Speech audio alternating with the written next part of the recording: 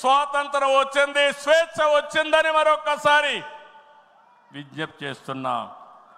అయితే ఈరోజు మనం ఒక్క విషయం గుర్తుపెట్టుకోవాలి. ప్రజల్లో అశాంతి పోయింది, ఎవరు ఏం చేస్తారో అని అలజడిపోయింది. కూటమి పాలనతో ప్రజలకు స్వేచ్ఛ వచ్చింది. నేడు ప్రతి ఒక్కరు కూడా భద్రతతో భరోసాతో బతికే పరిస్థితి వచ్చింది. ఎన్నికల ఫలితాలతో చీకటి తొలగిపోయింది. భవిష్యత్తు పైన ఆశలు పెరిగాయి, ఆస్పిరేషన్స్ పెరిగాయి. మన కోట్లిచ్చి గెలిపించారు, తిరిగి వారి జీవితాలు బాగు చేస్తామని మన మీద ఆశలు పెట్టుకునే పరిస్థితికి వచ్చారు.